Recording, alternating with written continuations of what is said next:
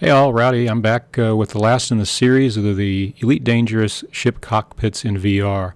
This week we're going to talk about the Zorgon Peterson ships, and we will start with the first, which is the Adder. Okay, so it's basically the same thing. You're familiar with this if you've been watching the other ones. We'll just do the same lookabout. And you can see in this Adder a pretty good view, a little bit obstructed at the top and to the sides. We've got some of a view, but it doesn't go back as near as far as some of the other ships, as you can see. But a really nice layout, very clean layout as opposed to some of the other ones we saw early on with core dynamics. And then, as you can see, going off the left side here, basically the same thing. We've got a co-pilot seat to the left of the pilot, and again, no controls on that one either. So that's interesting, I think. As they continue to add to these ships, we'll see what happens. All right, so we're going to get up, we're going to look around, and again, I brightened up this a little bit so you can better see the textures. I'm going to do the 360-degree view. You see the little windows at the very top there. It gives you a little bit more view. It's obstructed, if anything, but still see some. And then the back, as we look back, you can see the doorway back there. A lot of empty space. What I found interesting, as opposed to some other ships, there's a lot of empty space with no displays like you see in the other ships, or controls, or miscellaneous types of things. In this ship, you really don't see much in the back there. It's just very blank. I don't know other way to describe it. It's just empty. Usually in all the other ships we've seen, in most cases anyway, I would say that there's something back there. And so there's not much to look back, but as you can see, as you look to the front behind the pilot's seat, you can see it is really nice and clean. Relatively good view, although it is somewhat obstructed towards the top and towards the back of the sides. If you're in VR, it makes it, you really start to notice that in VR. I'm just going to go back to the other side of the pilot in the middle by the console. You can see nothing back here again as we look towards the back. Not much to comment on or look at, really. And then we'll see the center console view. Very nice. I mean, it's just plain and not much there, really. But the textures are nice and clean as well, and they look really nice, especially in VR. They look really nice. Okay, so we're going to make our way back over to the seat here. I don't know what that center display is or control set, but in fact, now that I'm looking at it, I don't remember even paying much attention to it before. The next ship that we're going to see, since we had seated here, is the FDL, and this is one of my favorite ships. Certainly as a fighter, it's one of the best ones, I think.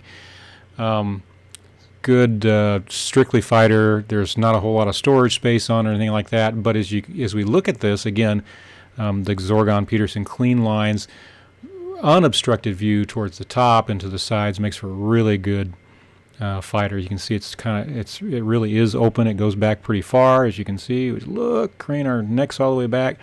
So as you're fighting, it's really easy to follow the target, especially in VR.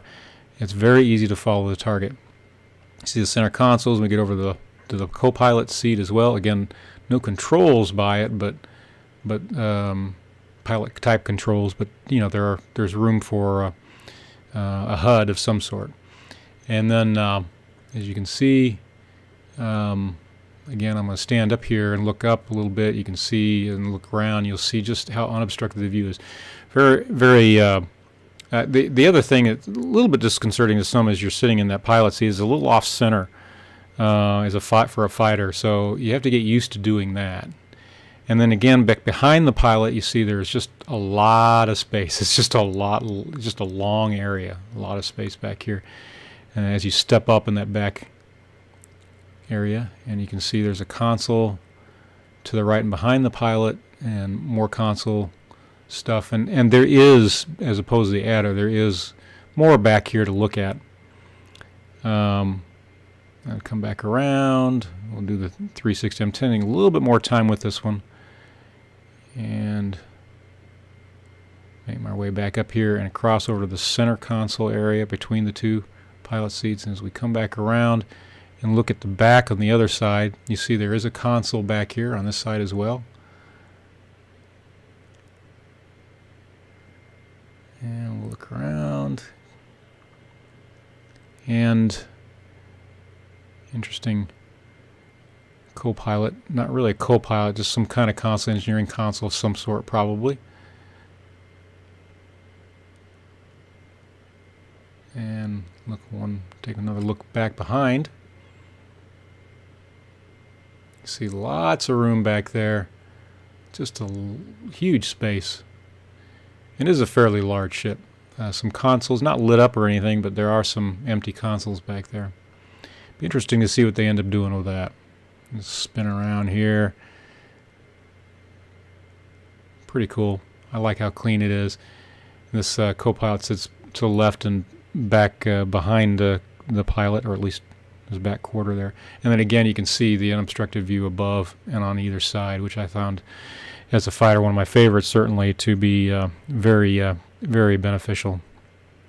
All right, so we're going to come back and we're going to sit down here as well, and we'll go to the next ship, which is the last in this series, and that is the Hauler. Haven't flown this one much other than in beta, so I know a whole lot about it and its functionality. Some other people have used it quite a bit, but again, it's got the Zorgon Peterson clean lines again. Not really used for fighting that much that I'm aware of. It doesn't have a whole lot of cargo space, but enough to get you started. And as you can see, kind of an unobstructed Hauler type view, or obstructed, I should say. You can't, as you look back, it doesn't go very far back. I'm turning my head, as you can see. There's not much in VR, and there's not much room to see anything back behind the pilot, or even above or below, as opposed to some of the, like this Type 7 or Type 9 or something like that. And then a little console up above, some hand points. And then as we come back around to the back, and a relatively small area, small bridge, if you will, no consoles or anything really to view in the back, much like we had with the Adder, not much there.